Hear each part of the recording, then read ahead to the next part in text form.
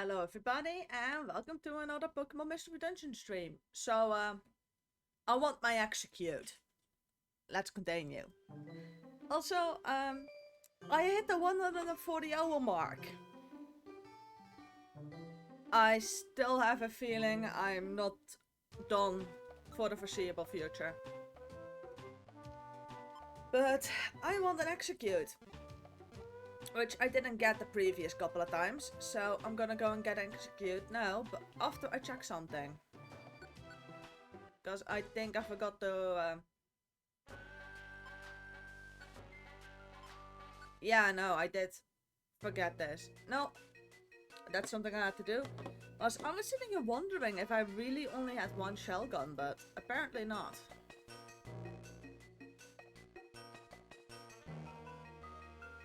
I just forgot to cross it off the list.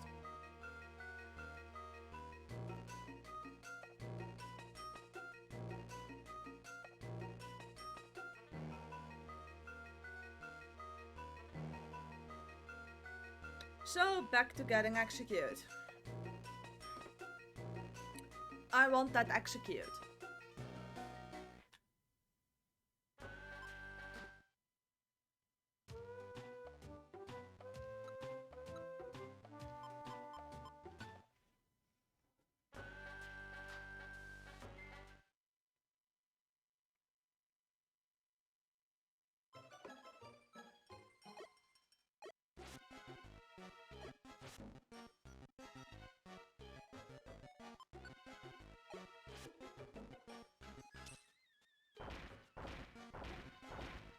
I've spent the majority of the stream yesterday trying to get execute, and out of the 4 times I went into the dungeon, only once or twice did I even get one.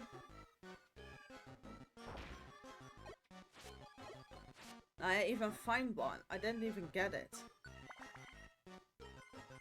So, I'm just gonna sit here at it until I get my executes.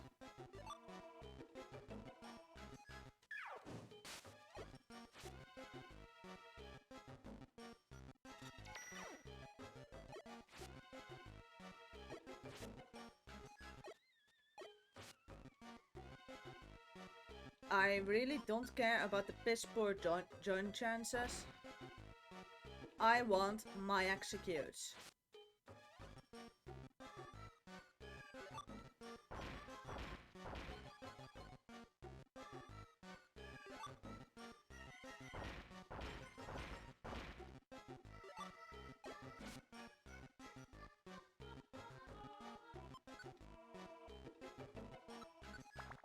Because that's the horrible part about it is, I need 2 of them.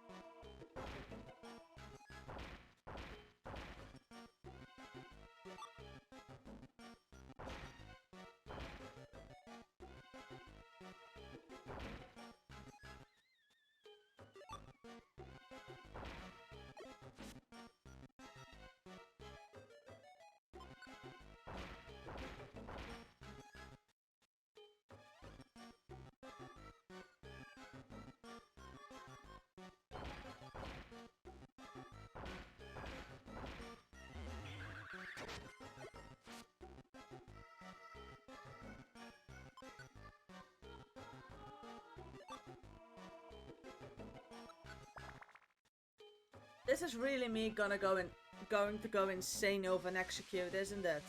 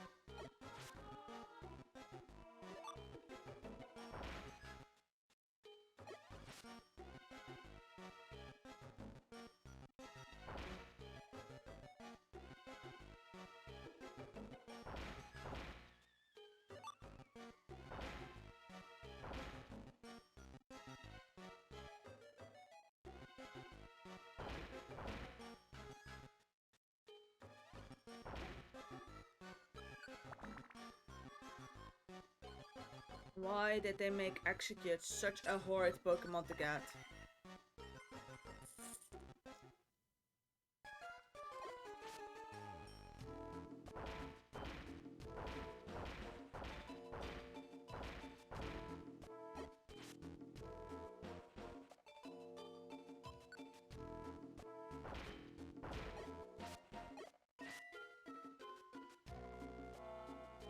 No thanks.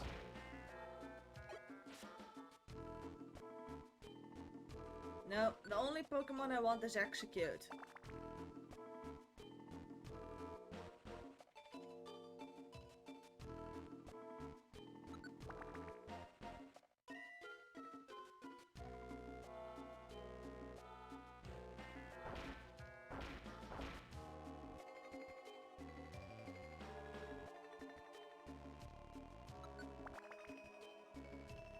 Come on.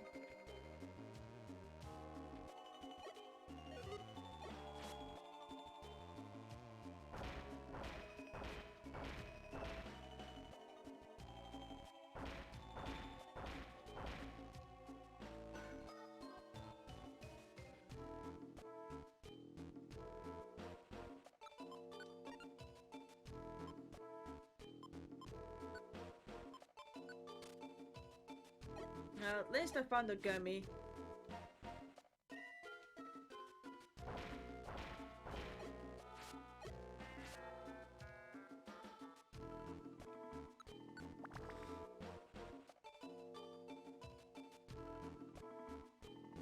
I know there's still a bunch of Pokemon that need to be leveled with gummies, and I kinda spend a lot on being too lazy to get 2 Jigglypuffs.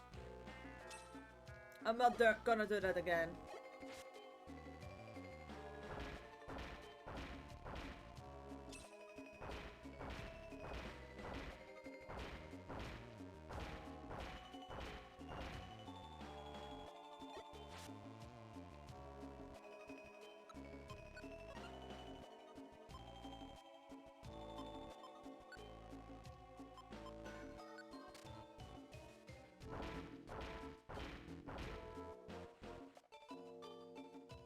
Oh, come on, game. All I want is the exit to the next floor.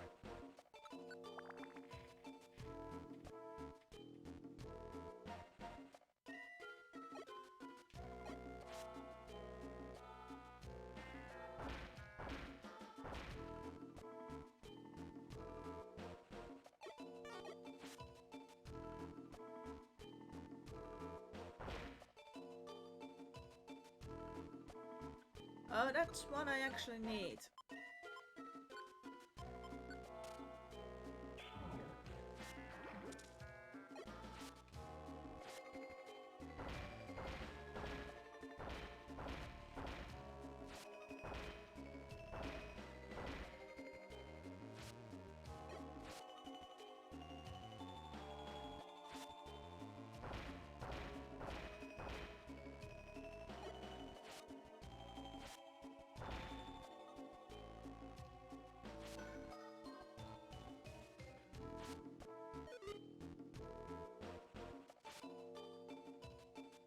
And we're at the floor with Execute.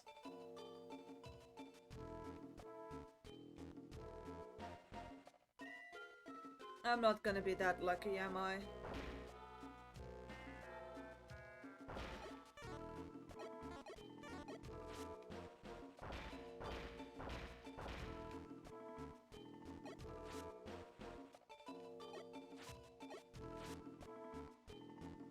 However, there is this one dot that doesn't move.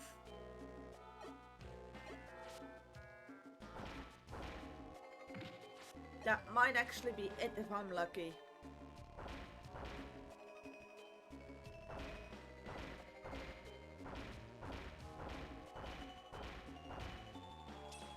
Nope, that's a loud red.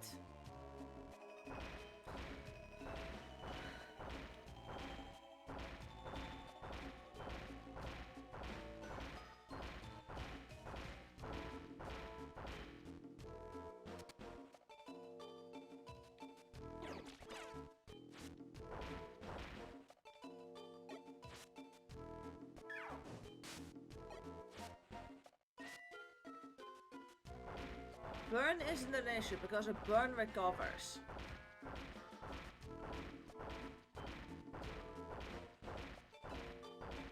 Yeah, burn doesn't recover, it doesn't effectively drain my life.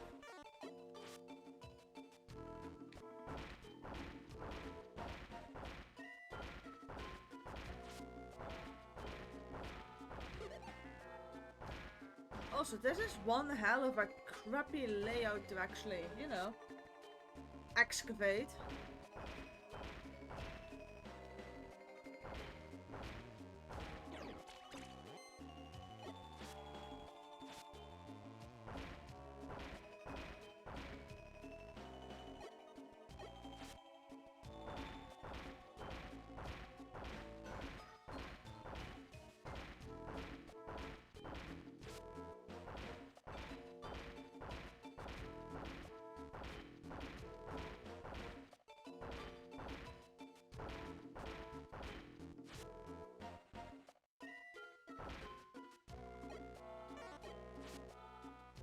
Yep.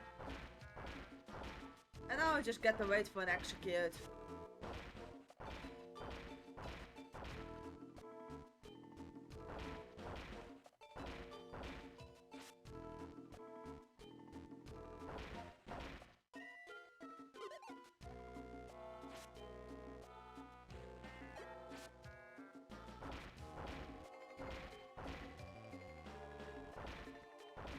Which I'm pretty bloody certain that wasn't it.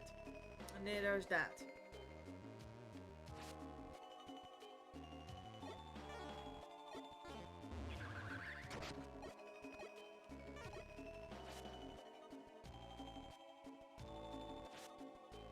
As far as to my knowledge, executes do not spawn awake.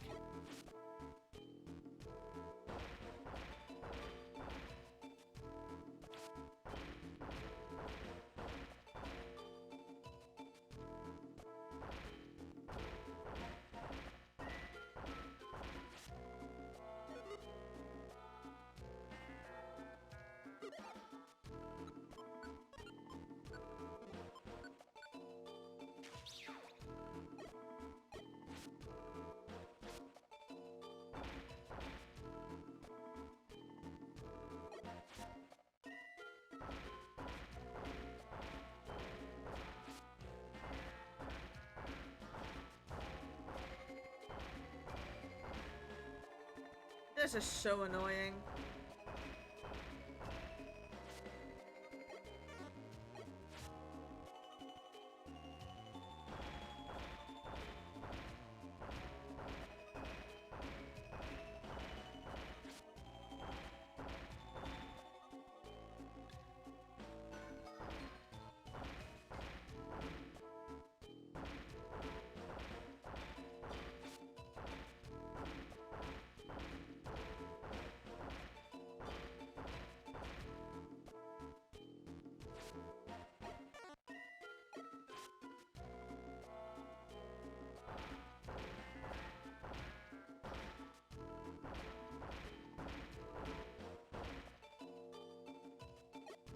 This is so mean, like...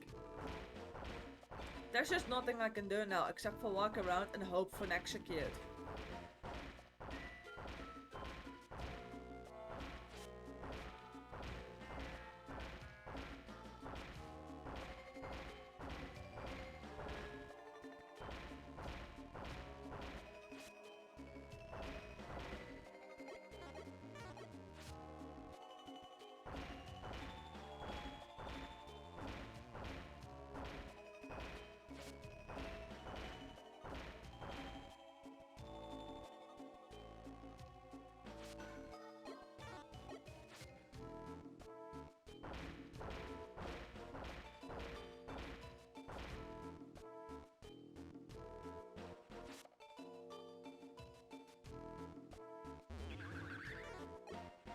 This is BS of the high. This is some bullshit of the highest category.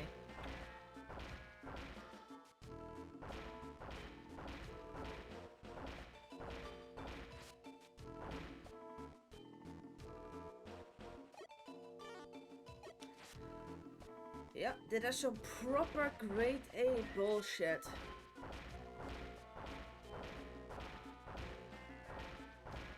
Plus, I'm not even guaranteed to even find an execute at the moment, let alone get one to join.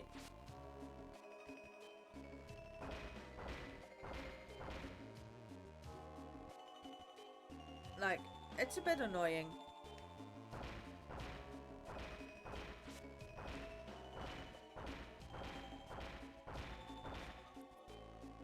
Alright, something stationary spawned. And that's a Mariana.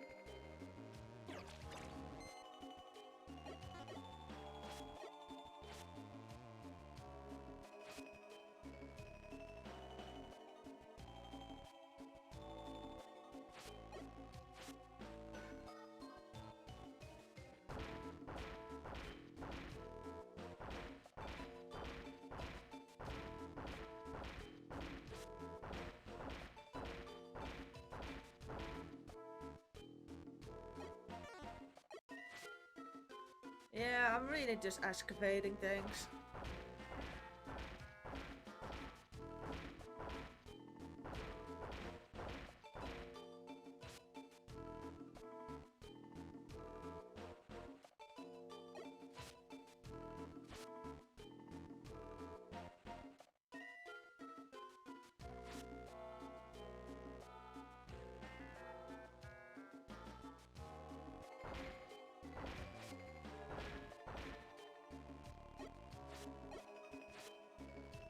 Even getting the Snorlax was more easy here.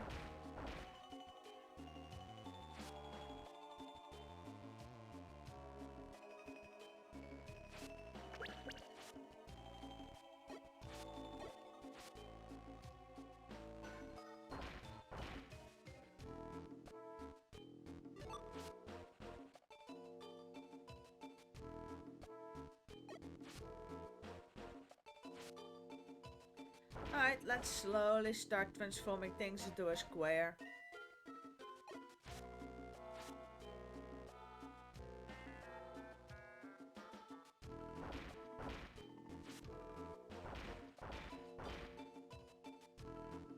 This is just horrible.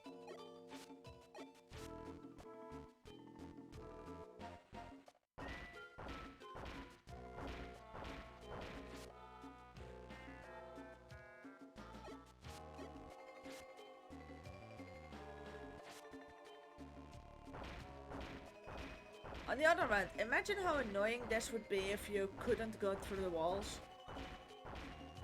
Or wouldn't see the red dots.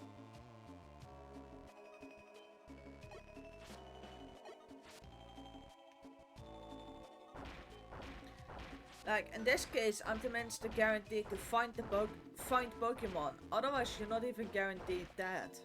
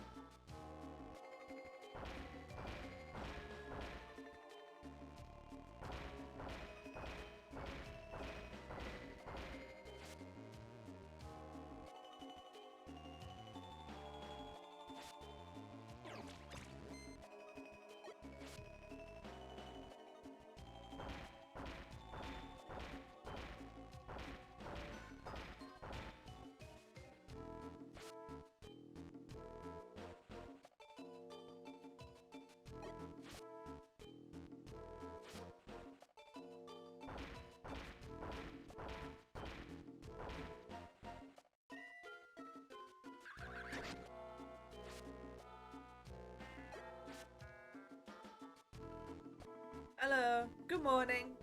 Well, technically afternoon. I'm back with trying to get another execute. I'm doing good. How are you today? At least I'm still doing good. So that's not what we want.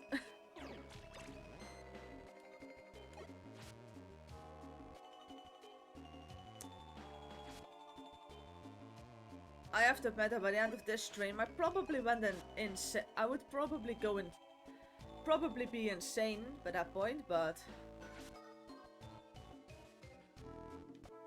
I'm trying to get the execute, which it's got some really bad spawn rates. You do that. I already had breakfast and I don't really need lunch. Mostly because I had a bit of a late breakfast.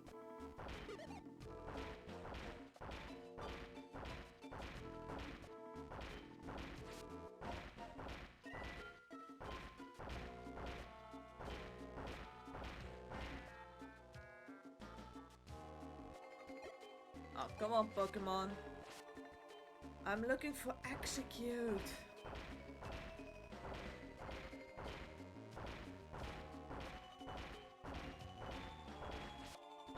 I think I might genuinely have made this into a square by the time execute finally spawns.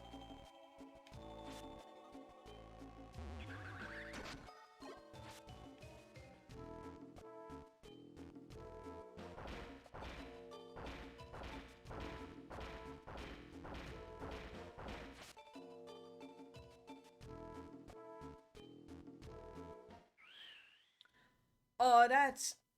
Game, you're joking! You haven't even spawned in an execute and are kicking me out.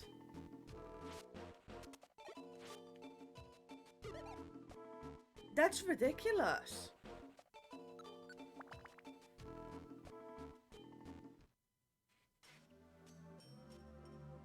So that has been all in total, with yesterday included, 3 times that I've gone into this dungeon, and 3 times I simply just haven't even seen an execute.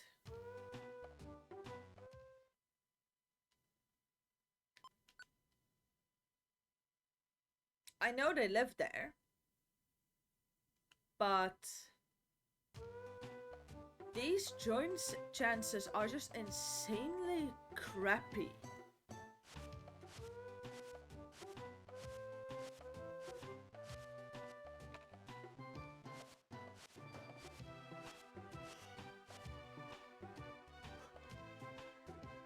Like, they're exceptional.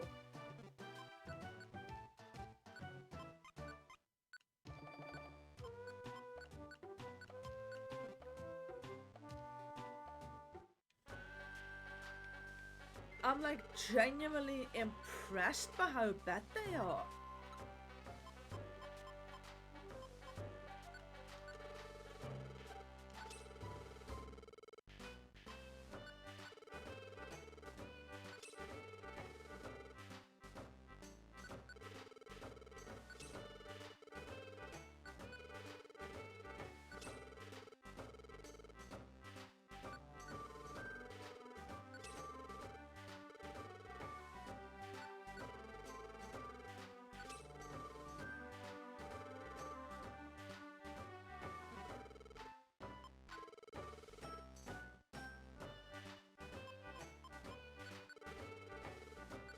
Like, those spawn rates should not be this shit. But they are. Welcome back.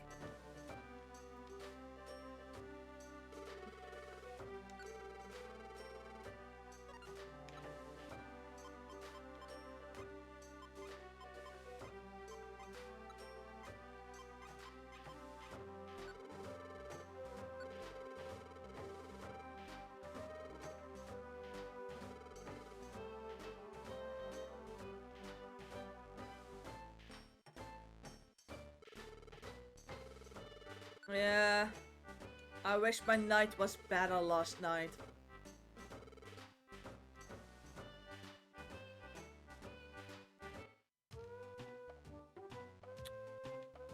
Alright, and let's go again for execute.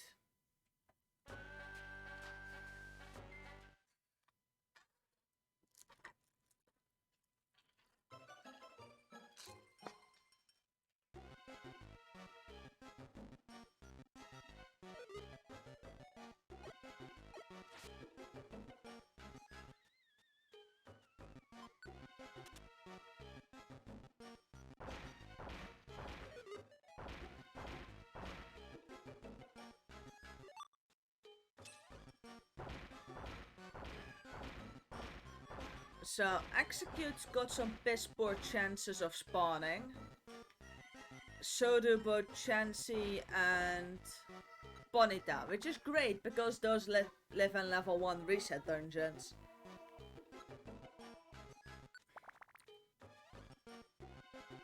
So, all in all, that should drive me absolutely insane.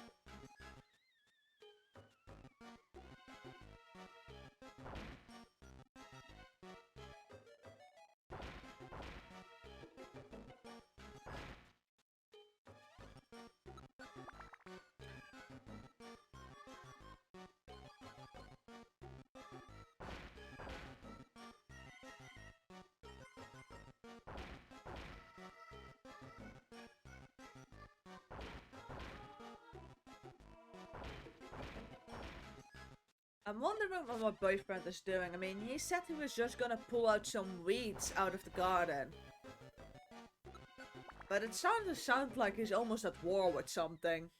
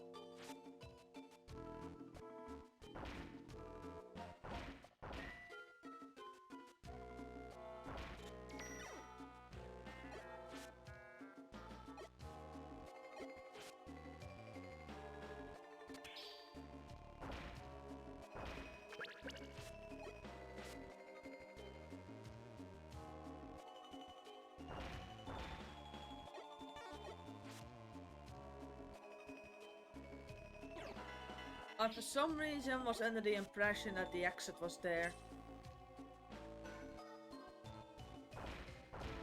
That's it then. That just means I'm starting to lose my mind.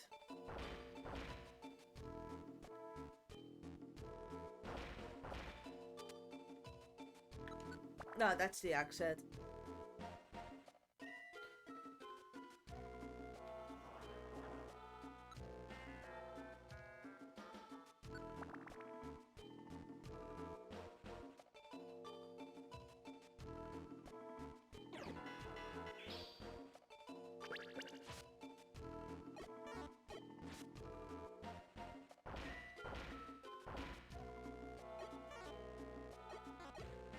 Oh yeah, no, I'm on the right floor. I almost moved on in level.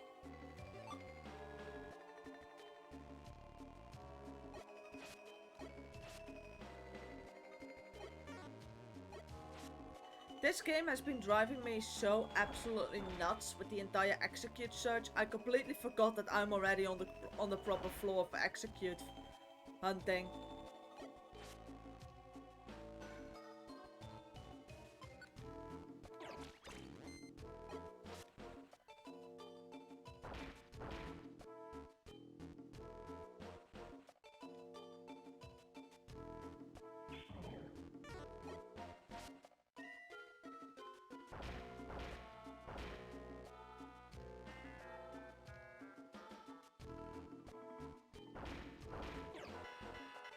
As long as I don't get poisoned, it's perfectly fine.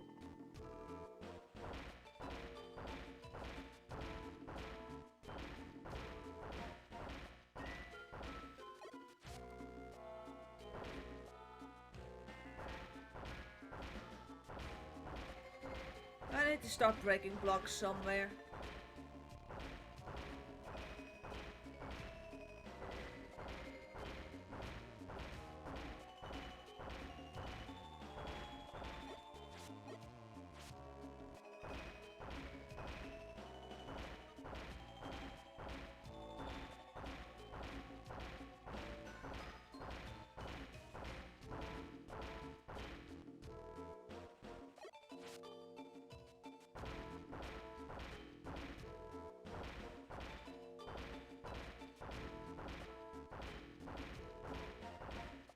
I really don't have that much of a choice. I just hope and execute that I can actually see one.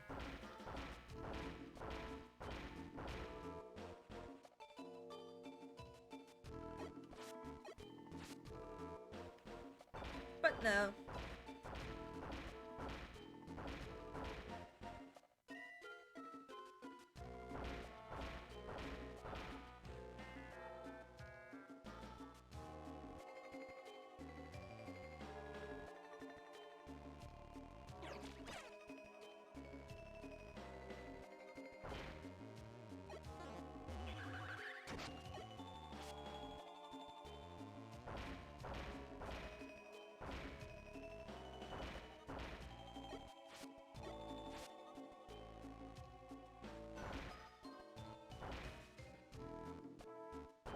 Just the fact that that's moving makes me think it's not an execute.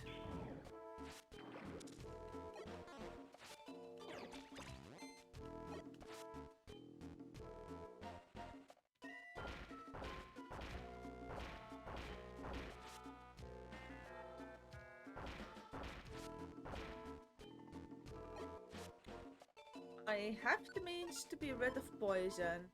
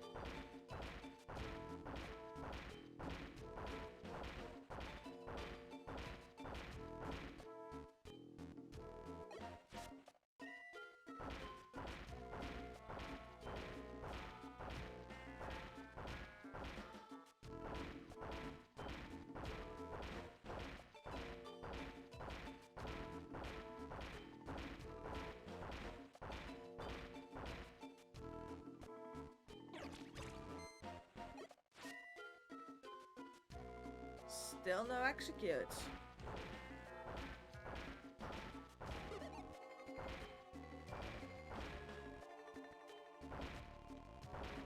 The game really said no when I booted it up, didn't it?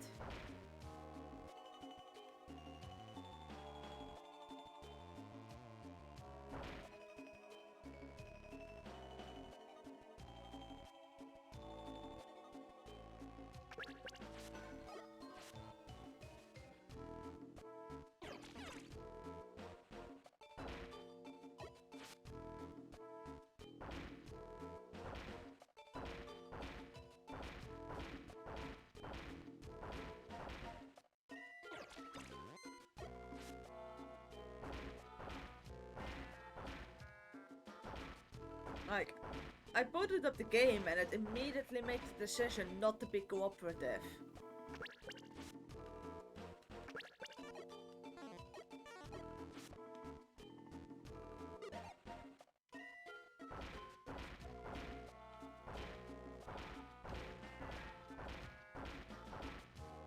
I'm starting to get the feeling more and more and more that completing the Pokédex in this game might be a mistake.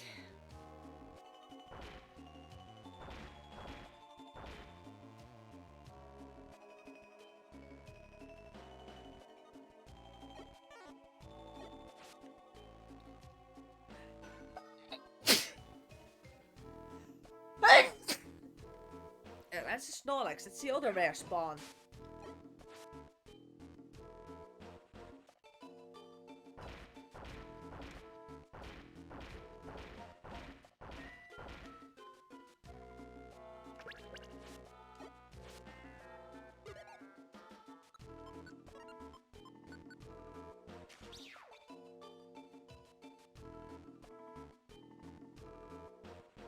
Alright, a stationary spawn.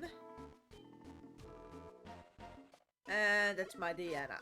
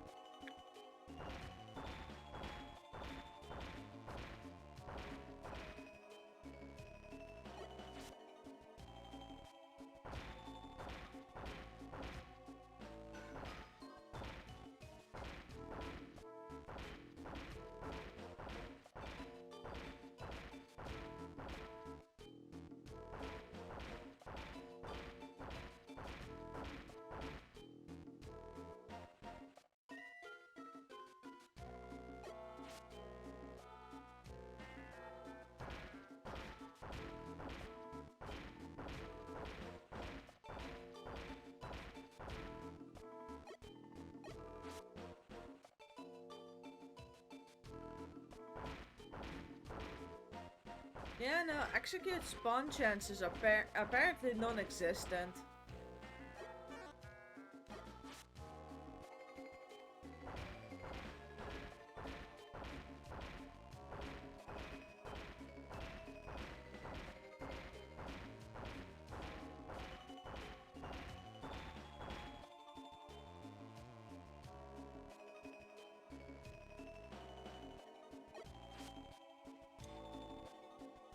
I still need one.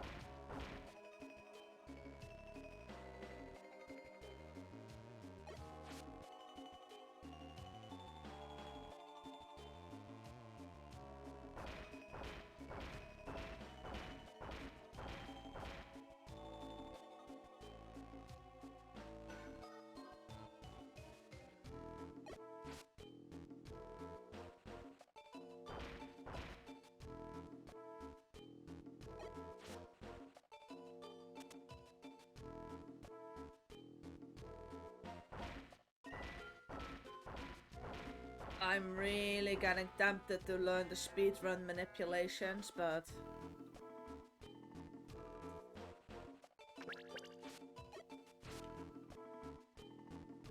I'm not gonna sink that low.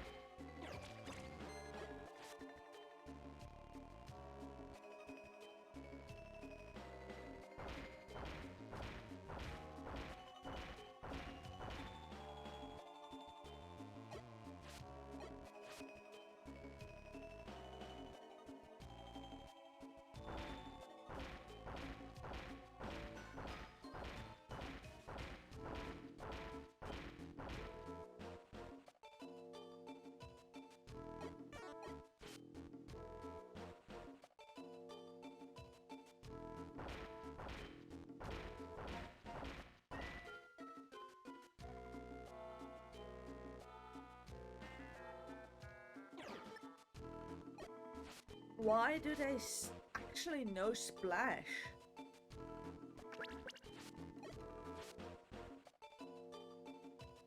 At least in this game, splash actually does damage.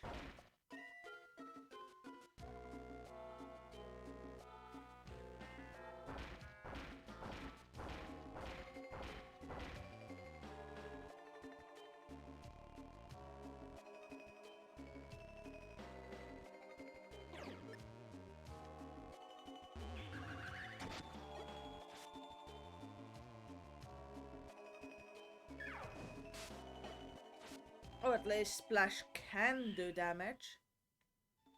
And that's another round in which I haven't seen an execute.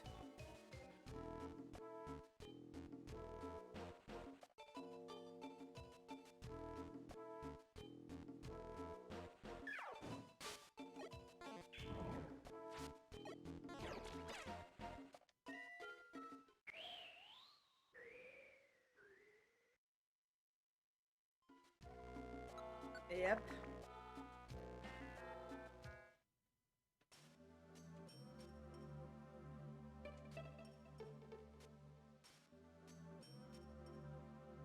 You have tuned into me trying to get an execute.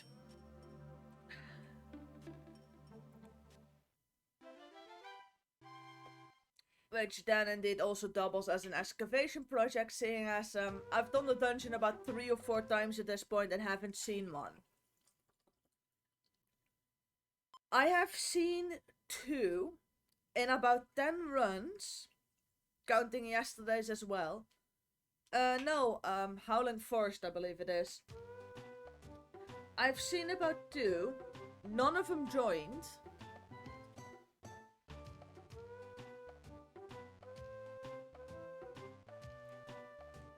And they only live on 1 floor in 1 dungeon. And you need 2 of them. The only other Pokemon that are that much a hassle to get are Ponyta and Chansey.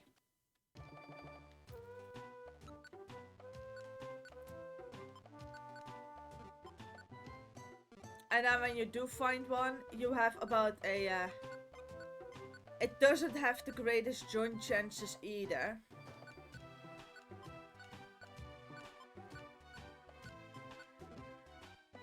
So it's a nice and annoying Pokemon.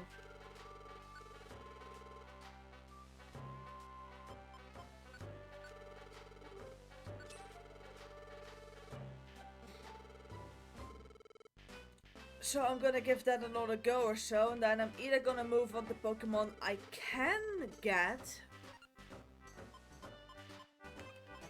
Yeah. This Pokemon is one of those what were they thinking when they programmed that kind of Pokemon.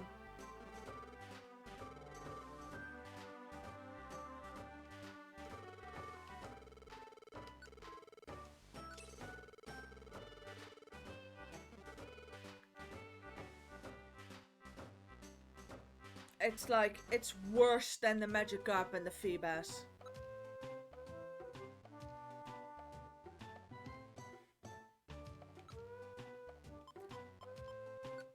Yeah, but that's the problem. There are other Pokemon with the same obnoxious chances in different dungeons.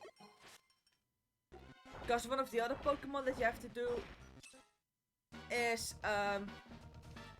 Bonita and Chansey, and those are both in one of those level 1 reset dungeons. I believe both of those are in Joyous Tower, and they have the exact same spawn rate.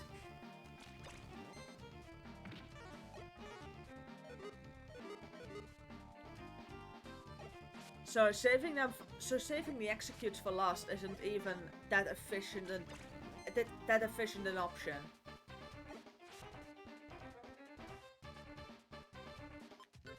And I'm not feeling lucky, but it's gonna have to happen.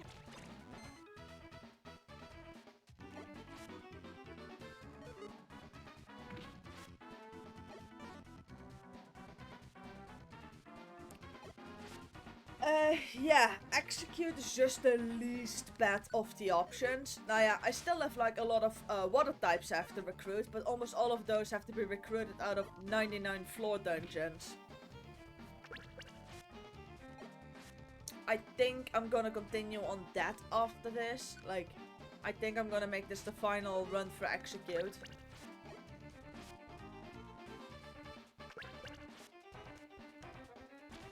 Yeah.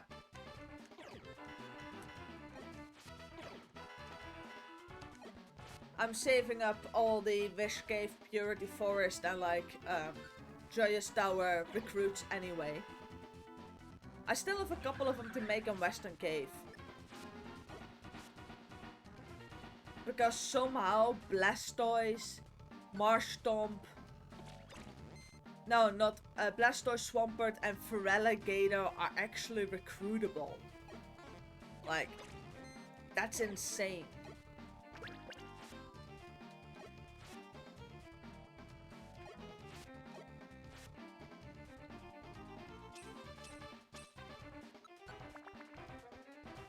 Oh no, I'm not saving up for anything, I'm just...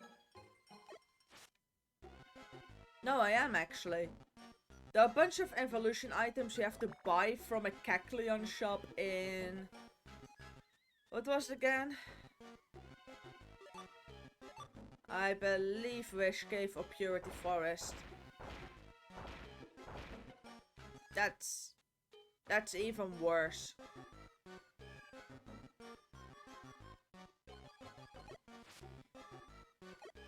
Oh well.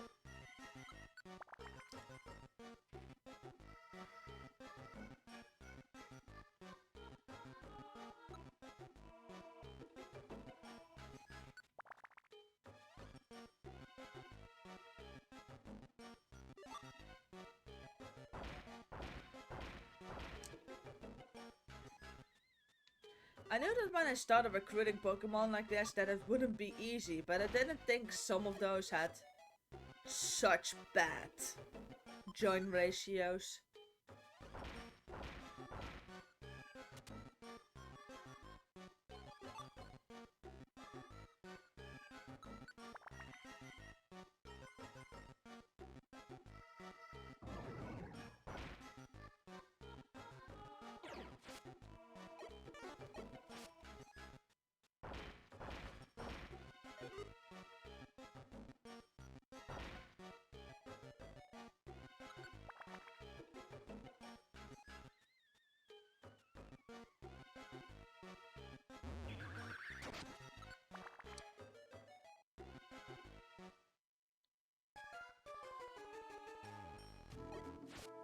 at least the getting through Howling Forest at the moment is going nicely.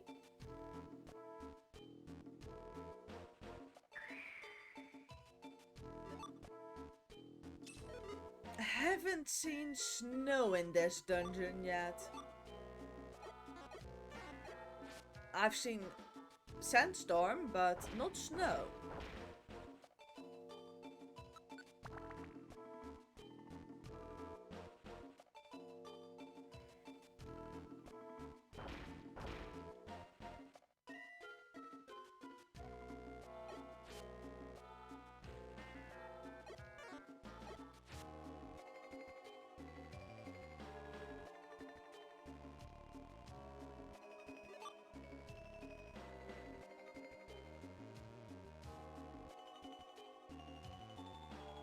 At this point, I've seen all weather patterns.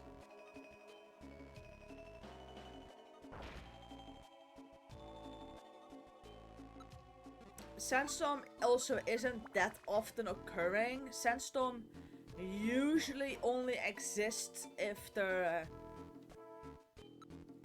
yeah, the Howling Forest.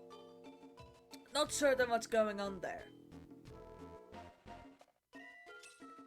I mean, I believe the... no, you can get sunny weather.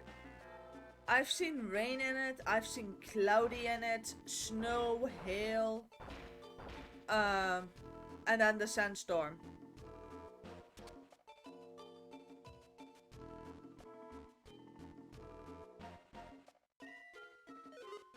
So yeah, it does have a bit of a weird climate.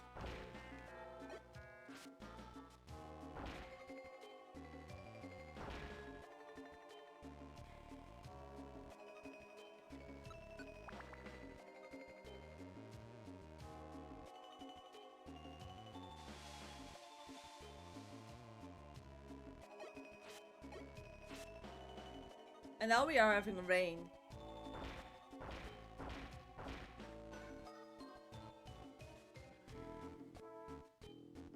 I don't mind the rain with Polyrat.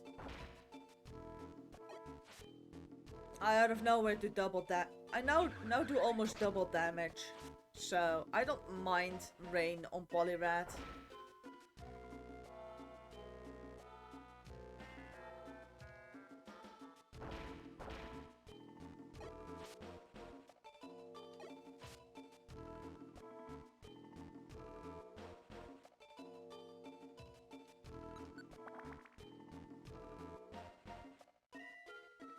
And we're at the execute floor.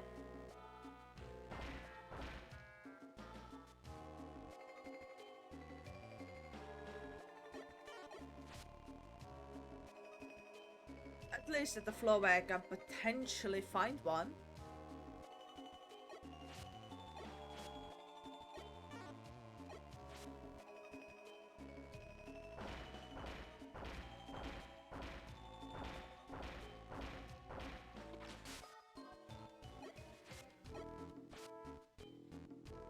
There we go.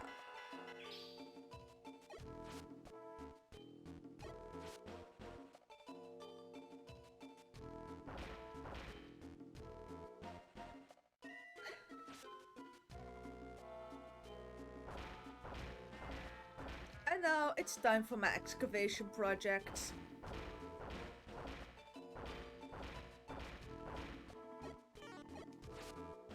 Like the entire digging up of the dungeon mostly comes forth out of me trying to create more efficient paths to move about.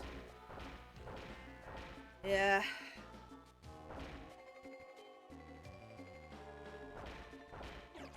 Being able to get from one end to the floor of the other without there being things in the way is actually quite convenient, so hence the digging up. Yeah, exactly. And let's face it, those walls, they're only in the way anyway. So why not just get rid of them? And at least this gives me something to do, because my other option would just be to stand holding A and B to like skip my turns. I mean, that's my alternative.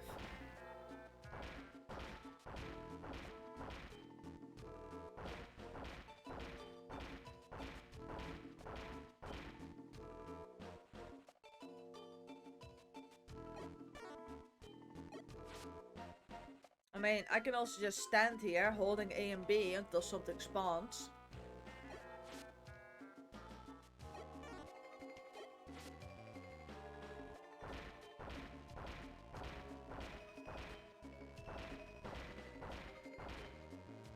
But I think I would bore myself if I were to do that consistently.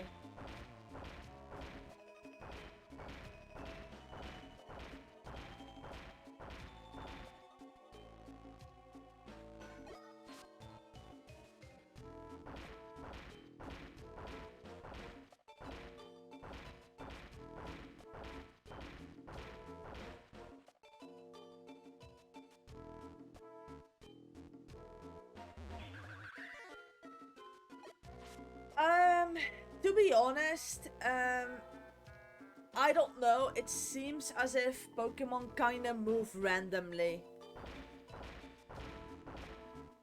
I think the game just picks a direction for them to move, checks if there's a wall, and then if there isn't, just moves them in that direction, because I do know that it matters for ranged attacks. For ranged attacks, they do seem to detect it, but otherwise they kind of don't. It's a bit weird.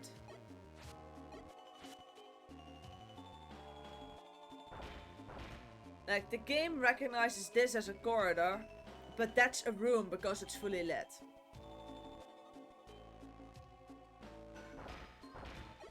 So the game does differentiate between them. Yeah. But Pokemon can only spawn within the tiles that were rooms, even after I have completely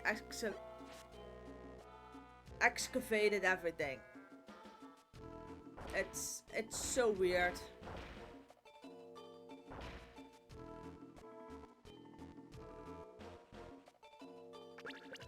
I mean,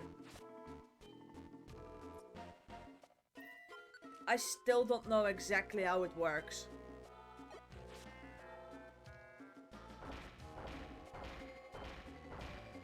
Because they do know the wall is gone, because on occasion, like, one of them, like, tries to snipe you from one end of the map to the other. And you can also hit opposing Pokemon over a long distance. Anyway, a sleeping target. And it's a Loudred.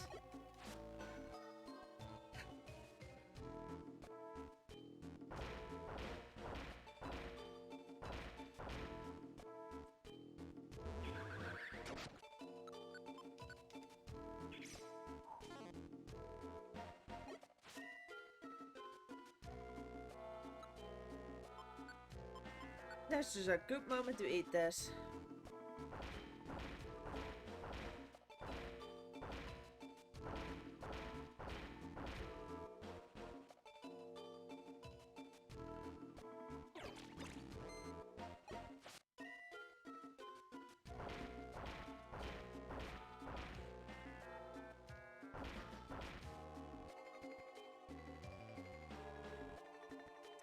More Loudreds.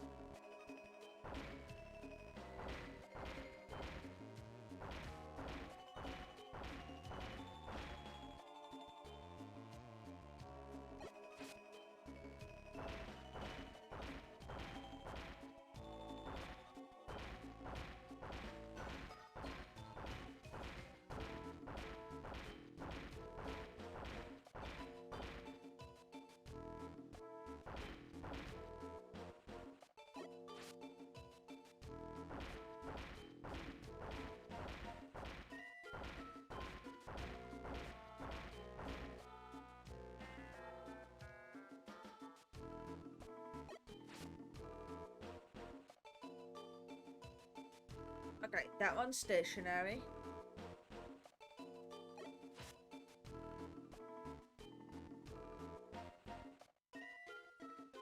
Congratulations! That also most likely now means you've got a Smeargle. Because that is the entire point of it, is you getting a Smeargle that can...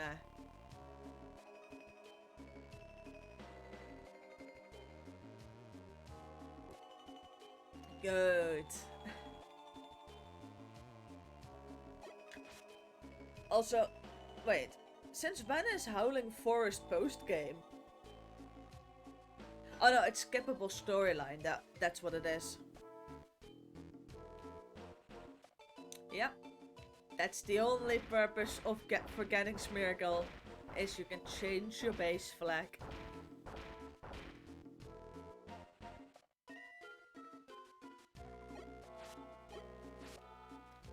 Like, that's, I believe, the only thing that Smeargle is good for.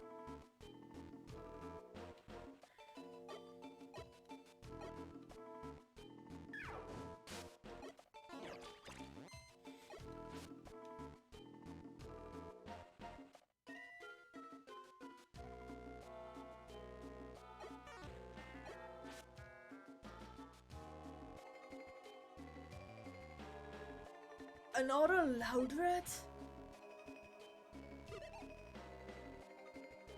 Come on, that's not what I'm looking for.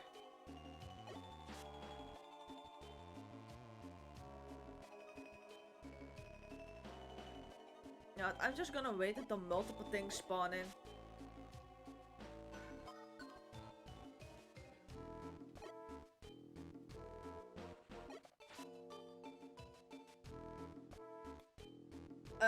No, you can... If I remember correctly, you can get Sky Blue Plains only from helping out Smeargle.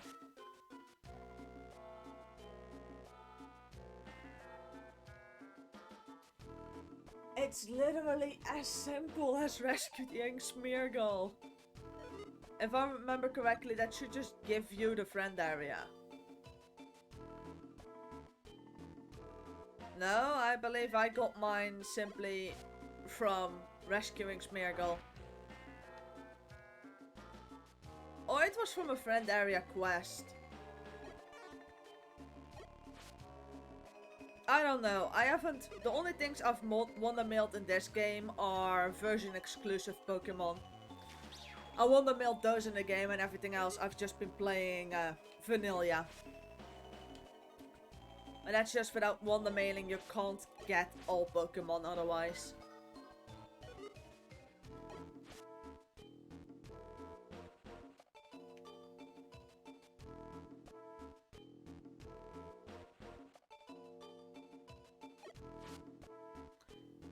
Yeah. I honestly think that in some cases people don't know themselves how things work, because there are also a lot of sites that say you cannot recruit final stage Pokemon. I can guarantee you some final stage Pokemon are perfectly recruitable.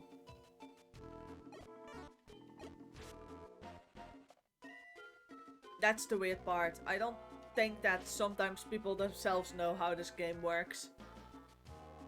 For instance, it's often said you can't recruit final stage Pokemon. I'm pretty certain I recruited a Golem and a Shift 3. And that I've got a Blastoise and a Swampert still on my list.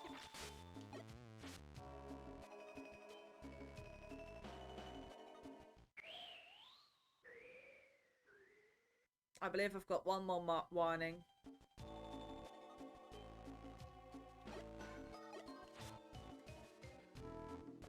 Yeah, it's but also something that makes it even more confusing. Some things actually have multiple ways of doing it. So that's also something.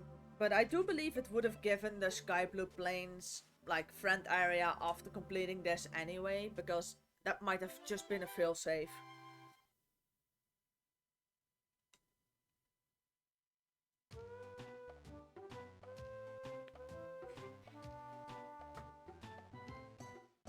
And then I also do believe that there are some slight differences between the Game Boy version and the DS version.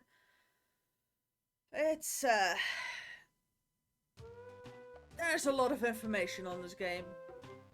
Because also some sources say you can get Munchlax, others say you cannot. It's I just play through it and see what I get.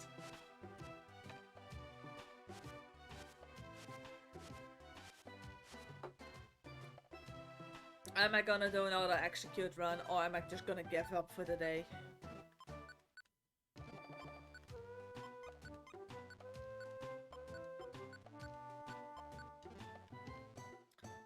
I am gonna accept the fact that the RNG is not with me for the day.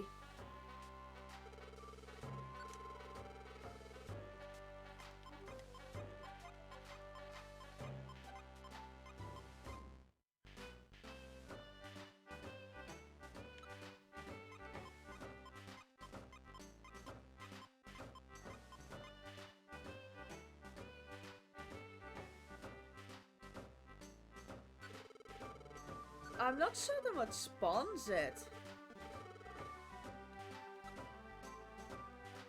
I believe... Yeah, that's, I believe, one of those things that just occurs or perhaps doesn't occur, or... I mean, just wait until you want to go for the Munchlax event. That just randomly occurs after you've done a mission. I'm Lucario rank and haven't seen it.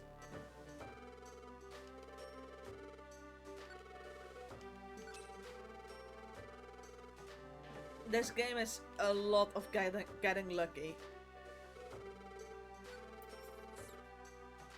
Munchlax event is so ridiculously rare. You have a chance of it happening after you have completed the mission. It is so rare, I am maximum rank and haven't seen it.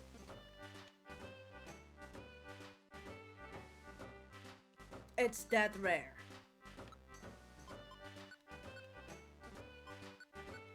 And it's not even that interesting. It's just a Munchlax walking up to you, asking if you've got some food for him. That's all it is, and I haven't seen it.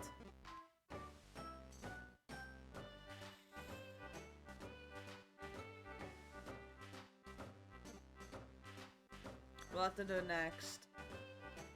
I'm not gonna do more. I think I'm gonna level up Pokemon then.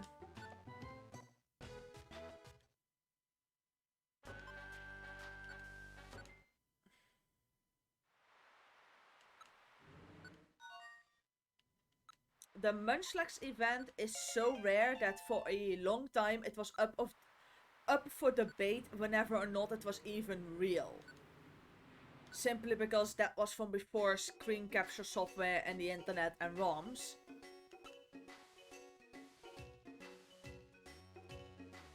No, I don't recommend that. I'm not doing that either.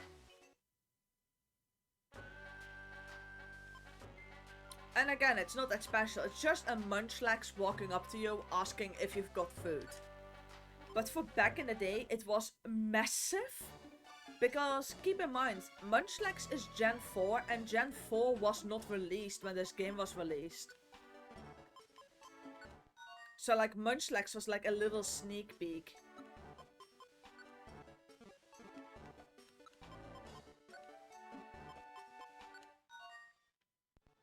Same goes for like having a Lucario rank. Like, we only knew what a Lucario was from like the trailers from Pokemon Diamond and Pearl. Same goes for these, like that's a Bonsly, a Mr. Mime, a Lucario, and a Weavile. Nobody knew what they were. Like, these were the first like sneak peeks into Gen 4. Same meant for the Munchlax.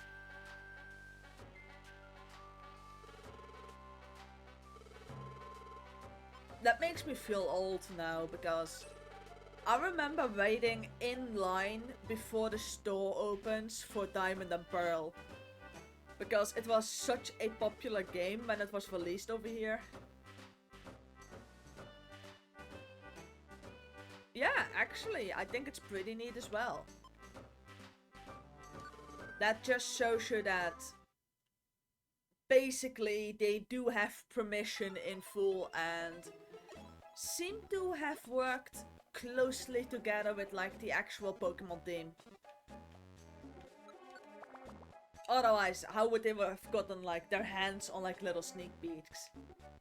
But I remember when like Diamond and Pearl came out, I waited in line in front of the store about an hour before opening. And that was when there was already a line for the games. Simply because it was a popular game. And it was like the first Pokemon game from like a new console. So yeah, I ended up getting one of the last copies back in the day. A lot of disappointed children standing in that line with their parents.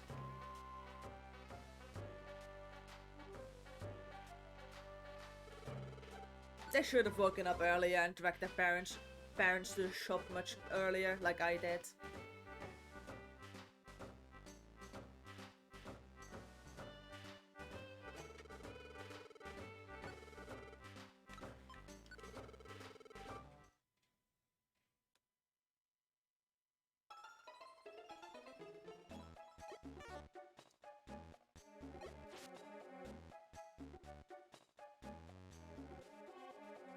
I have lined up for games in the past. Yeah.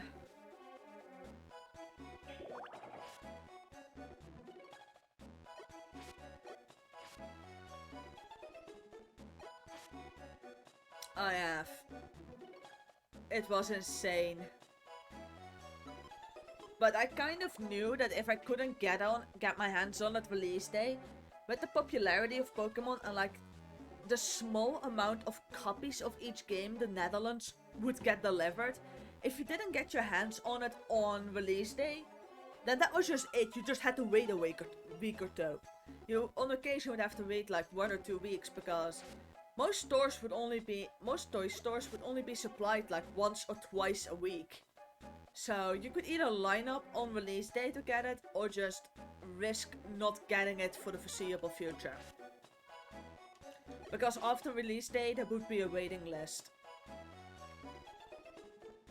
I believe at my local toy store, like the waiting list for Diamond and Pearl got as long as, I believe, like 6 weeks. Which is insane, because that was also at some point the waiting list for the Nintendo Wii. Oh no, the Wii list was 12 weeks. That was like how insane it would get.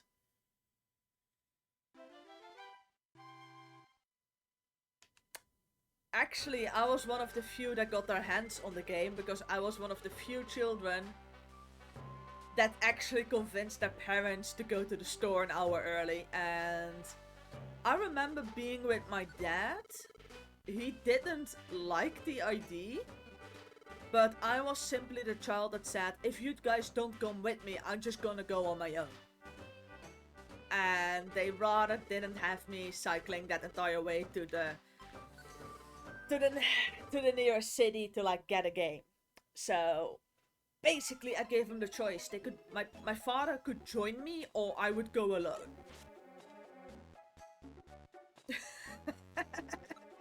Yeah. And then my poor dad had to stand in line with me for like little over an hour for a video game he would never play.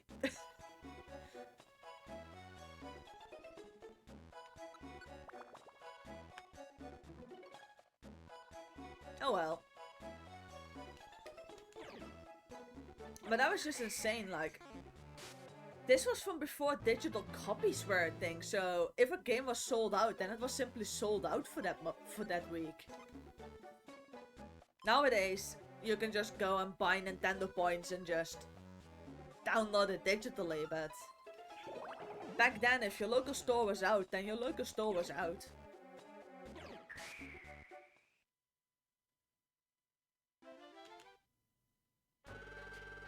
Kind of a weird thought, because I don't remember. I've done that for that game. I was early for the release of Pokemon Platinum as well.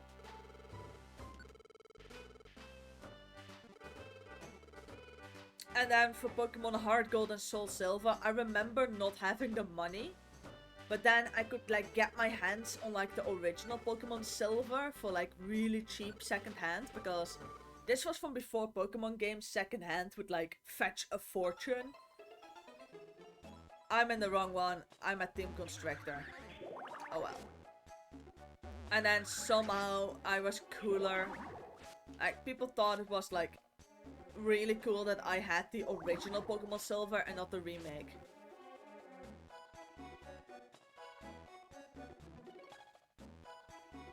For some reason, people preferred like seeing me with my old Game Boy Advance and like, yeah.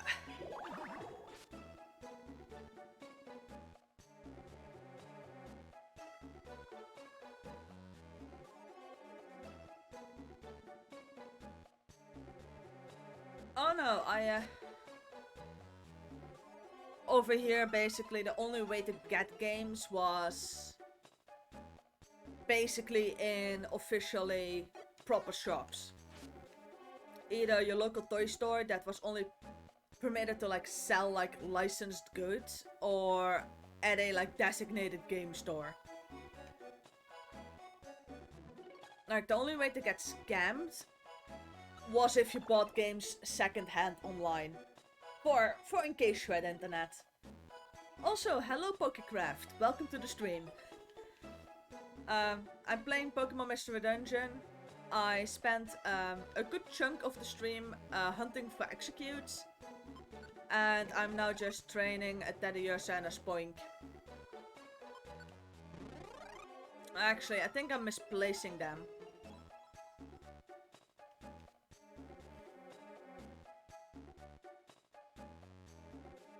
Oh, that went my Spoink.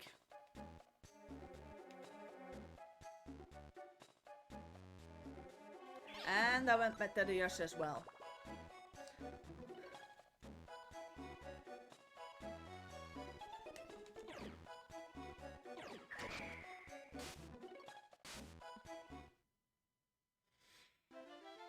Yeah.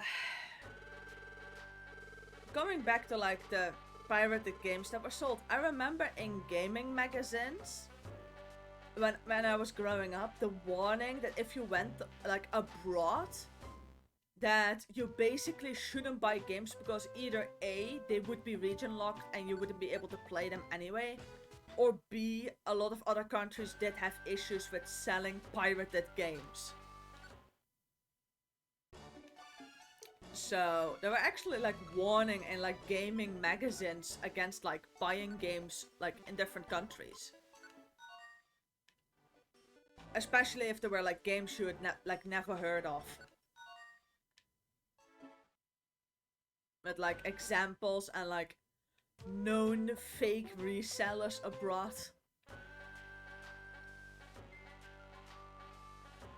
Actually they were. Pell region was all... They've always had a different region for Europe and the United States and Asia. Those have always been region locked. And... the PSP didn't have region lock in general, and that's because Sony just doesn't region lock their stuff. It's a bit weird. I believe the most primary one with region locks is still Nintendo, because I've got PlayStation games from different continents, and they run perfectly fine on my PlayStation. But if I get... yeah, but if I get like a 3DS game from a different continent, then it just doesn't work. Unless it's for Switch. Because the PAL version from the Switch can run Japanese games. As long as... because the only thing that region locks Super Nintendo games from being... from Japanese Super Famicom games from being played on like the European PAL version of the system is like one little black like cover like knob, and you can just pull that thing up with that off with tweezers, and then you can just play Japanese games. That's like literally the only difference. That's some really good protection. And yes, I agree with you, Pokécraft.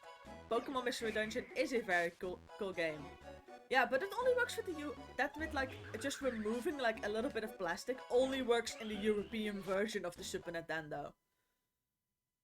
Because that was literally the Super Famicom in a different like packaging, and then they got shipped.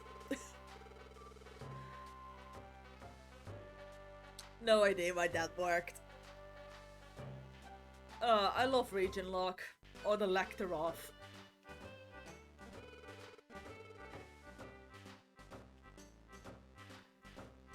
So yeah, seeing as I have a original release year PAL version Super Nintendo, I can theoretically also...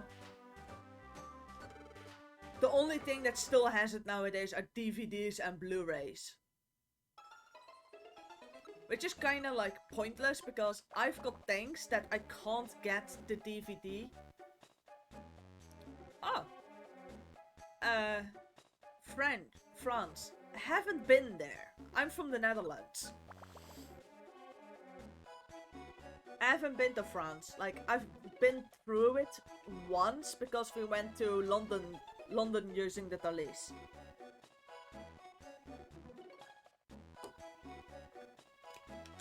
But I haven't gone to France on like a holiday or something. I still like to.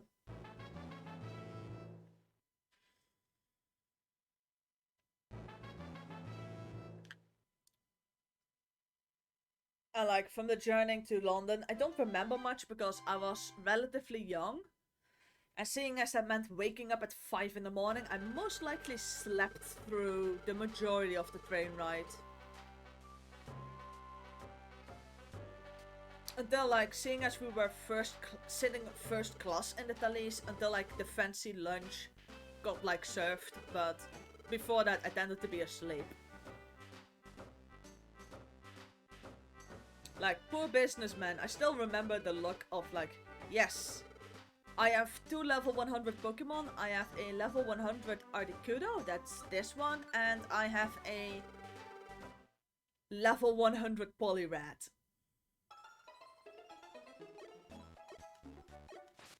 And I've got, when I booted up the game before stream, I had 140 hours in the game, so... that explains how I got to the level 100 Pokemon. And as long as Powder Snow doesn't miss, I should one-shot.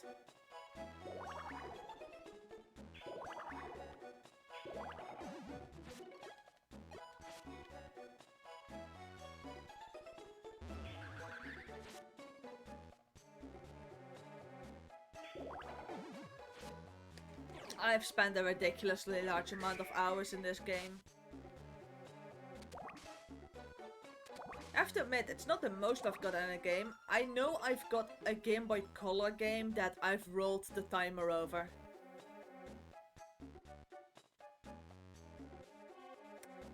Yeah, I kinda blitzed through the main storyline because I kinda knew what I was doing. But I have to admit, I've spent like 20 hours like completing the main storyline. But I know I can complete the main storyline in about 5 to 6 hours. But it just doesn't happen with a Bulbasaur. But if I would have been a Skitty, then the storyline would have been like 2, perhaps 3 streams, and that would have been it.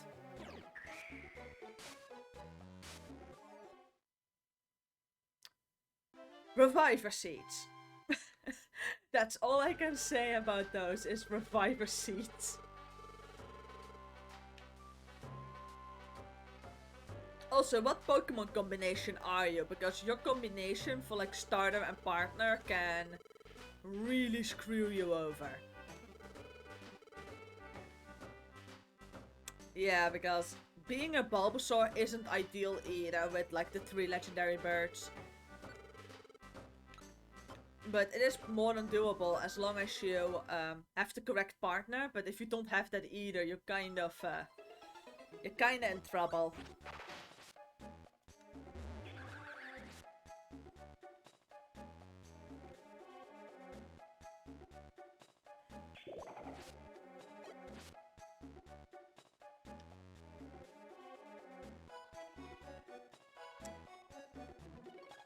And Chikorita is probably the worst grass type you could have picked in this game. Yeah, that means you're grinding. Like, this game is not a Chikorita friendly game. The only combinations that could have been worse would have been Psyduck and Chikorita or Cubone and Pikachu. But let's face it, Psyduck is a horrible Pokemon in this game as a starter anyway.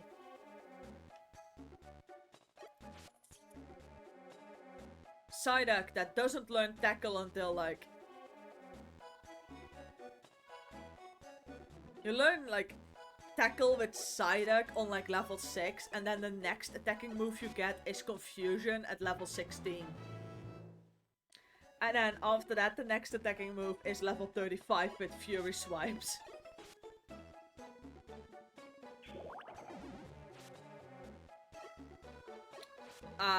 I believe that's a Golduck move. You get like... You get Tackle and then you're stuck with that until you're level 16. Or until you find like TM moves that are kinda better. If you do a Psyduck run, that's basically when you're doing a rock and throwable items only run.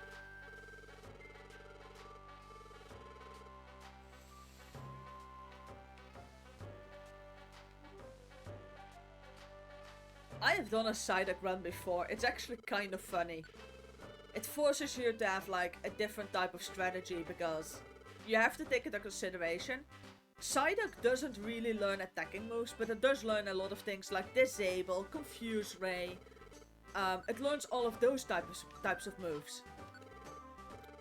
So Psyduck, if used correctly, can be a staller.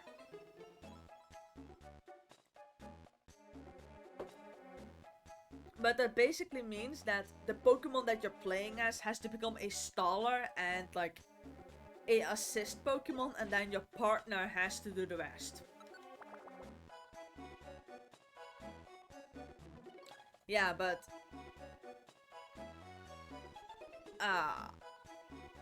don't tell me to buy viewers. I can do that perfectly fine on myself. And generally, that also gets you banned the first time around immediately.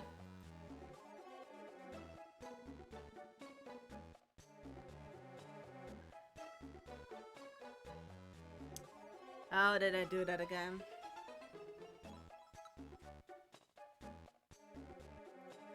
Seriously, is that something I have to do from...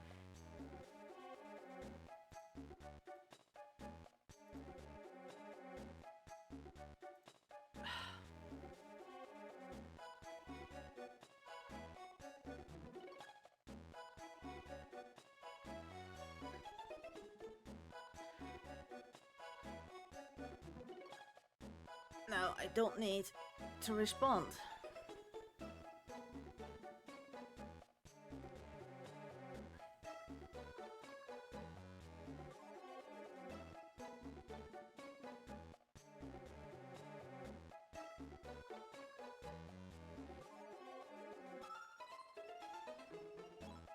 There we go. And...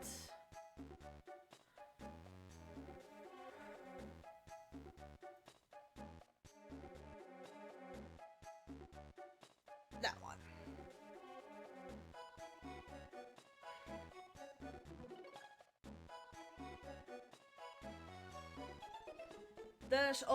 Does telling people to buy followers fall under spam or scamming? I think it's that.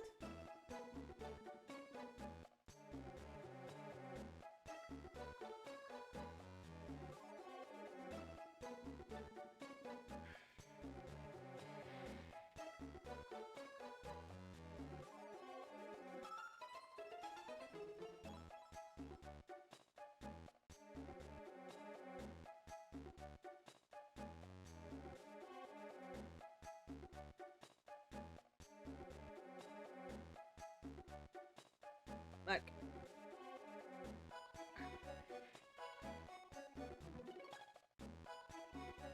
it's not even legal, and the accounts you're buying don't exist. Which is great for your follower count. One problem: they're utterly useless. Because they'll never watch a stream, so that's the thing with getting monetized on Twitch is you're not just, you need a certain amount of viewers, you need a certain amount of people to show up each stream, and then you also have to stream a certain amount of hours and a certain amount of days. So buying followers isn't even beneficial. It doesn't even help you. It only helps you with the follower goal. But that's about it. And that's actually quite a but even then, like, there's just also no point to it. And yes, if I do go famous, then I want to do that on my own power, not with bot accounts. With like bot followers, I mean. And then it gets even worse, because if you buy them, if you do get affiliate, it's not like they're gonna donate. I mean, only real people can actually donate.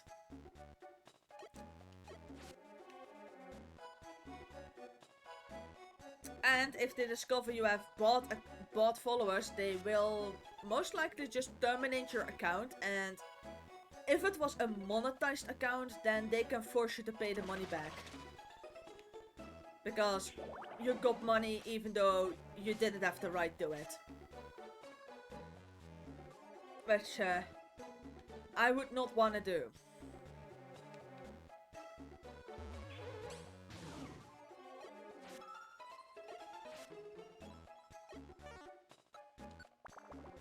So it's also like, buying followers is already expensive enough, and then if Twitch finds out and you already have a monetized channel, then all donations you did get also have to be paid back, because your account isn't viable.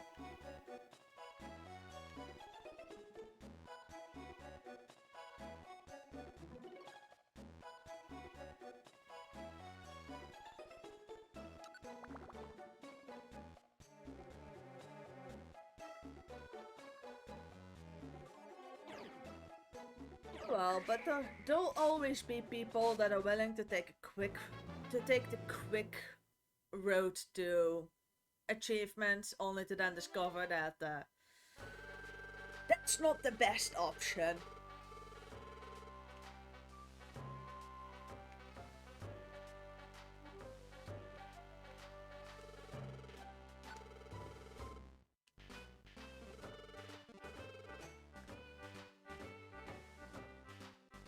Oh well, let's continue training up my Pokemon.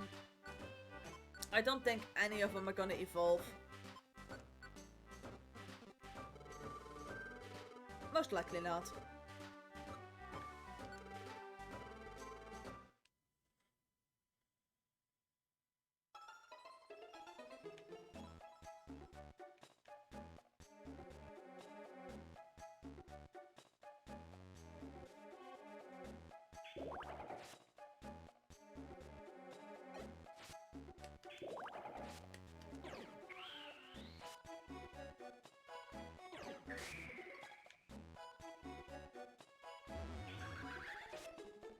I just love this fact that, like, the damage numbers above Pokemon, like, stops at 999.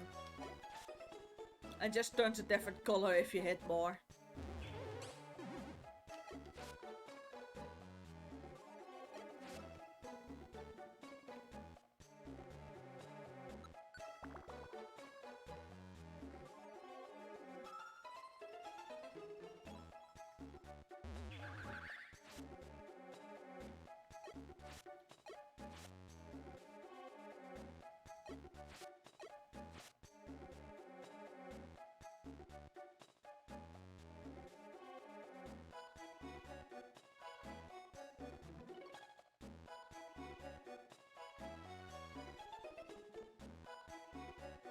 Yeah.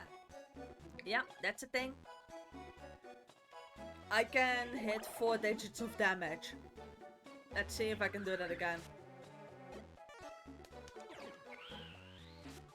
That one didn't, but if I crit, then I'll do more. I'll do 4 digits of damage.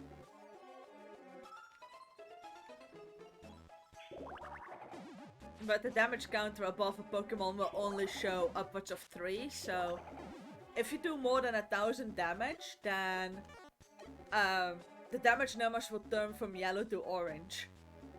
But yeah, I can do 4-digit damage numbers. I do need a critical hit for that. Or a Pokemon that's like weak to it, because with Poliwrath I can do it consistently with Water Gun on Pokemon like Graveler and Golem.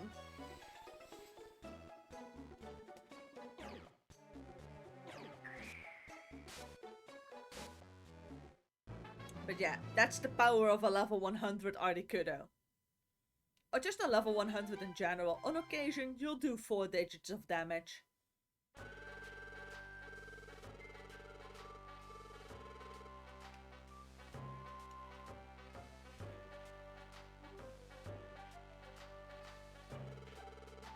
Like, train your Pokemon.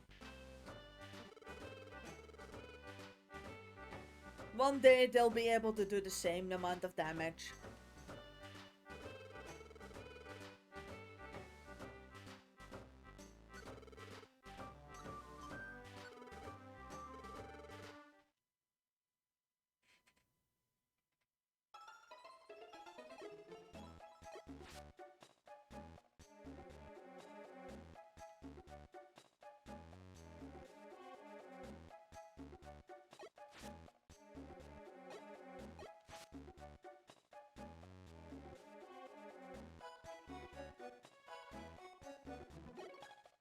Oh. That did not turn me.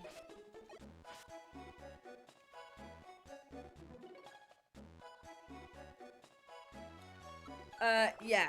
Those terrify me. Those just simply terrify me because everything is gone. Your levels are gone, your stats are gone, your IQ points are gone.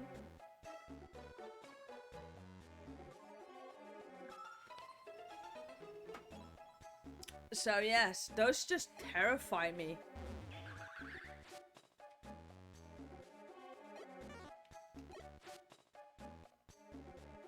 They're gone too, like, you get reset back to level 1, that also means your moveset goes back to what you get at level 1.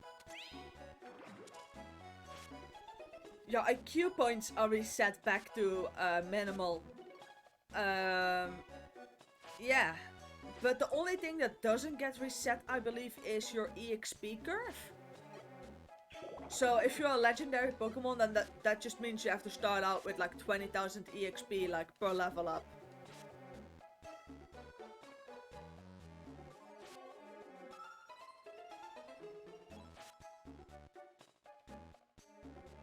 But there are apparently some Pokemon that are just very good for level reset dungeons, so... Like, some of the ones that are recommended are Masquerain. Or Masquerain, how... Yeah, and I can guarantee you one thing, they're not worth it. In reset dungeons, they're not worth it. Like, out of nowhere, like, other Pokemon become, like, really good. One of the Pokemon that's, like, really good is Elekid. Because it's got, like, a really good EXP curve, and it starts off with Quick Attack. Then you have Masquerain, which starts off with Bubble, so that one has a long-ranged attack. And 2 other Pokemon that are recommended are Scizor and Cloyster.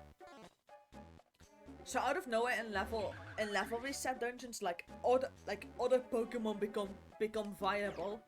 I want to give it a go with Poliwag, because Poliwag starts off with Bubble and Hypnosis, and doesn't have explosions, but just the ability to put things to sleep and to hit things from a distance should be very good.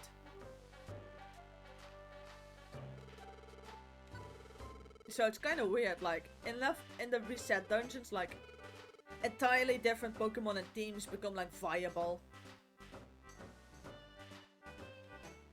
Yeah, also any ghost type that can learn Curse, or has Curse, like, right at level 1.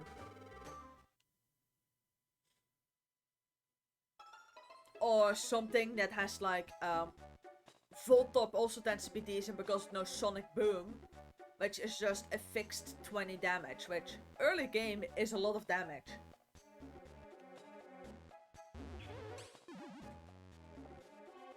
But yeah, I need to experiment with that because Poliwrath and Articuno definitely are not gonna work.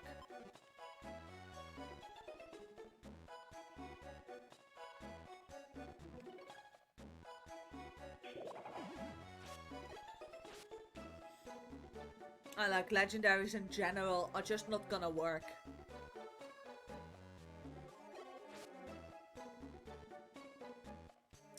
Another Pokemon that people recommend is Alakazam.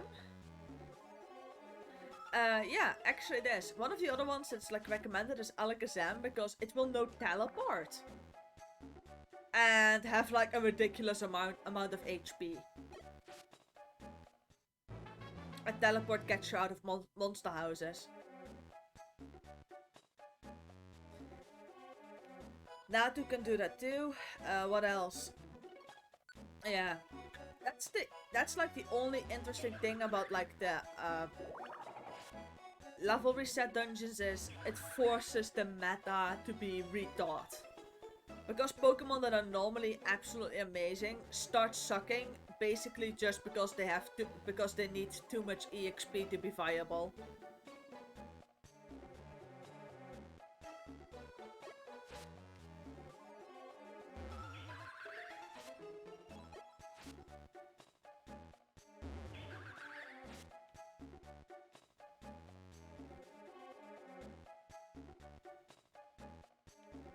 But yeah. Perhaps I'll do that like next week or so, like pick out a Pokemon and just see how far I can get.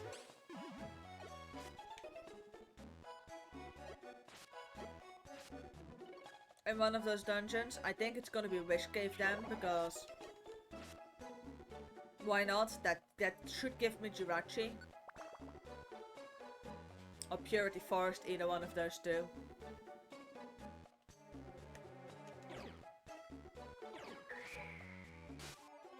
Yeah, the problem is I'm gonna have to go in then because I need to recruit Pokemon in Wish Cave, which is a level reset dungeon, and I need them out of Joyous Tower and out of Purity Forest. Because you have to complete Purity Forest for Celebi. Wish Cave has a couple of Pokemon I need, but it also has Jirachi at the end, and then there's Joyous Tower that also has like Pokemon I need. Hello, Departure of Flies. Welcome to the stream. Also, is that a Happy Teddy Ursa emote? That looks like a Happy Teddy Ursa. I like Teddy Ursas. Teddy Ursa should be more popular. It's really cute.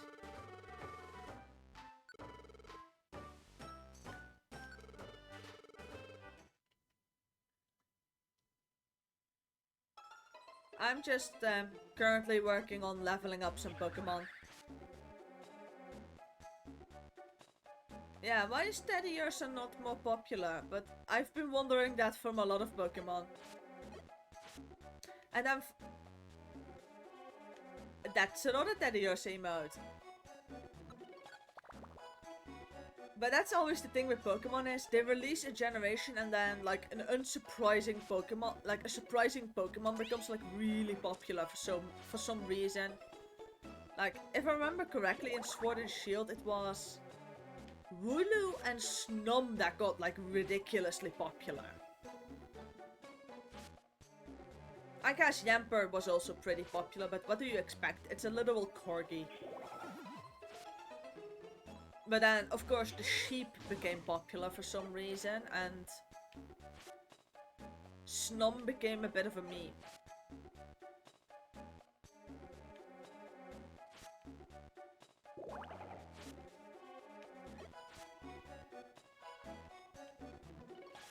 And then some Pokemon simply don't have a plush.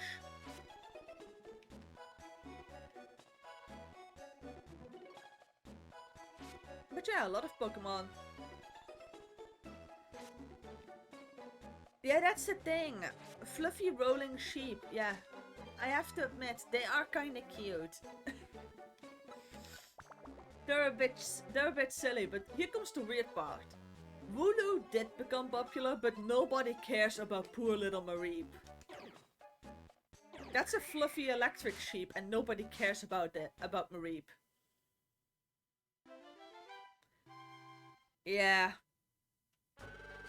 Well, it's not the worst. I also still have a couple that I need to get in Western Cave, but yeah.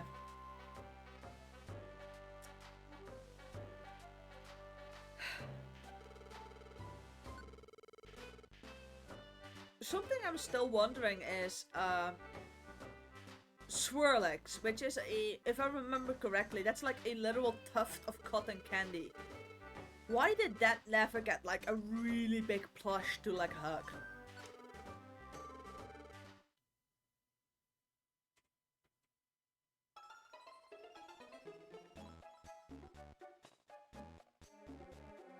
And yes, I agree with you, departure flies. Level 1 reset dungeons are annoying. But if I ever want to get Jirachi, Celebi, and a handful of other Pokemon, I have to go in them anyway. But I will postpone it for as long as possible. And it gets even worse the moment you start realizing that some evolution items can only be found in those dungeons. Yeah, but it would make for a very good, like, large, like, pillow plushy kind of Pokemon merchandise. Might be that it existed and that it just wasn't released where I live.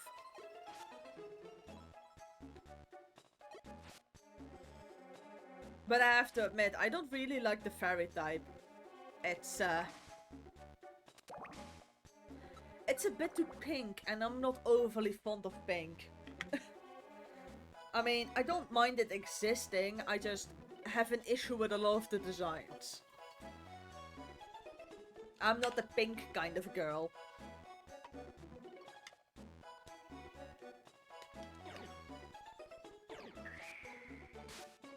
Which is kind of a shame, because a lot of those... I'm not certain if you can get Delcatty. There is a chance that the only way you can get Delcatty is by getting 2 Skitties and then... Wait, I've got a list. I literally got a list with how things evolve. Where is Skitty? It's like... Seeing as I'm completing the entire Pokédex, I just have a literal, like... list for all. I believe it is, wait. I'll look up Skitty. I have like a literal like list.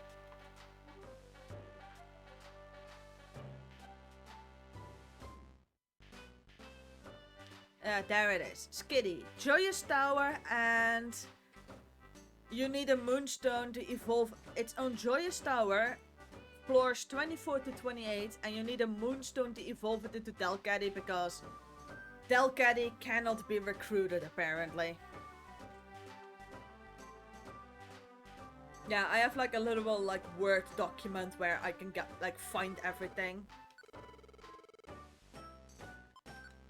Alright, let's see if I can like show off my Word document.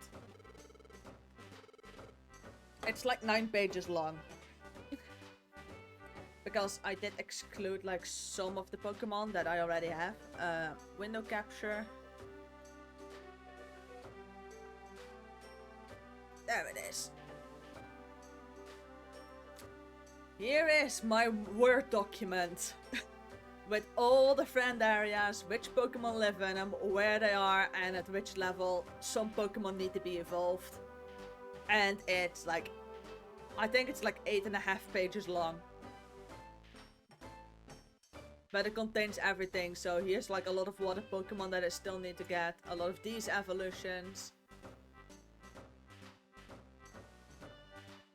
Yeah. So yeah, it's about 8.5 pages long.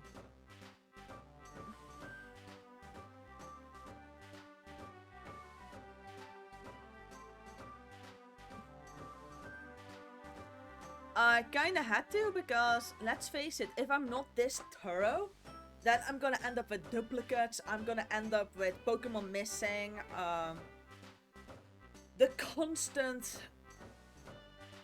wondering whether or not I already have a Pokemon. So I figured that just making a list would make things easier in the long run. The light purple parts are things that are recruited. The dark purple parts are friend areas that have been completed. So if something is dark purple, then that friend area is just completed. And then if it's purple, it's recruited. And if it's dark purple, then friend areas are completed. And everything else I still need to get done. It's oh well, what shall I say? It makes sure I remember what still needs to be done. But I also have to like make like an addition to it where I can get certain evolution items, because certain evolution items I simply don't know where to get. For instance, I have no clue where I can find an upgrade for like the Porygon evolution. I don't know where King's Rocks are. I still need some evolution items for Huntail and Clamperl. No, for Clamperl, because I believe I've only got the evolution item for either Gorbis or Huntail. I do have the one for Seadra into Kingdra, but I'm missing some evolution stones. So yeah, I just need to make a list for those two, and perhaps just first like grind out the evolution items before I continue with the rest. I did get lucky because one of the most obnoxious evolution items, like the beauty scarf for Feebas, I found that one randomly inside of a wall. On occasion, it's like very rare, but on occasion if you break a piece of wall, then you can find like a rare item. And I got lucky enough that that was a beauty scarf.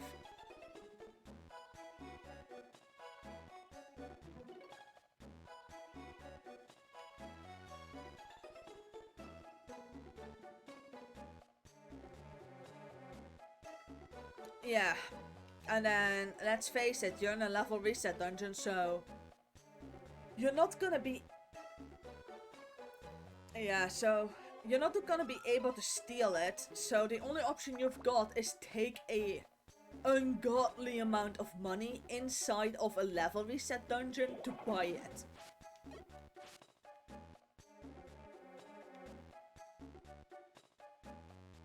And you need like 2 King's Rocks and an upgrade, so... It's nice and convenient like always. It's like nice and convenient like always with those stupid items.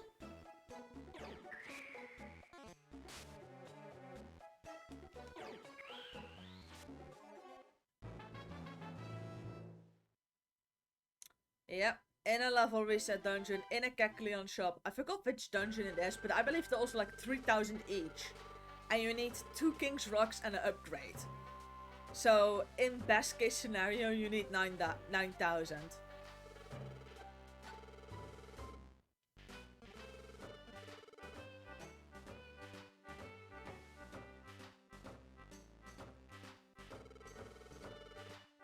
And the Kecleon shops also only spawn on certain floors. That's also obnoxious, so it only, like, the Kecleon shop can only spawn on certain floors. I believe the earliest it can spawn in is floor 13. And then, like, so you're already out 6,000 for, like, 2 King's Rocks. Because of Polydot, Toad, and Slowking. And then you also still need an upgrade.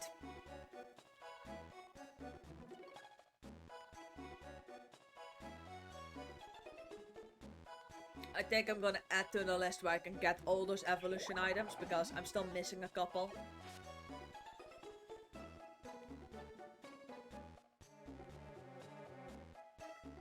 Yep, welcome to Pokémon Mystery Dungeon. And even then, it's not guaranteed. Like, it's not guaranteed to spawn.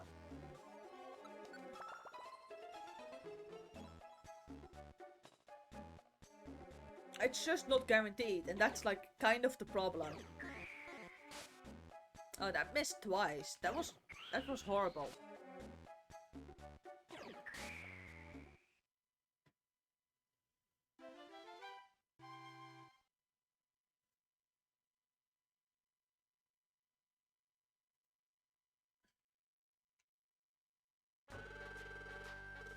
But unfortunately, the stream is gonna have to come to an end because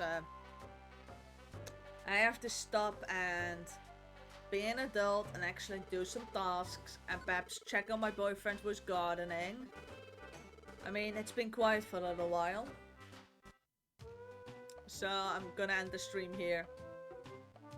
And then perhaps add to my list where I can get some evolution items so I can just perhaps just go and fetch those.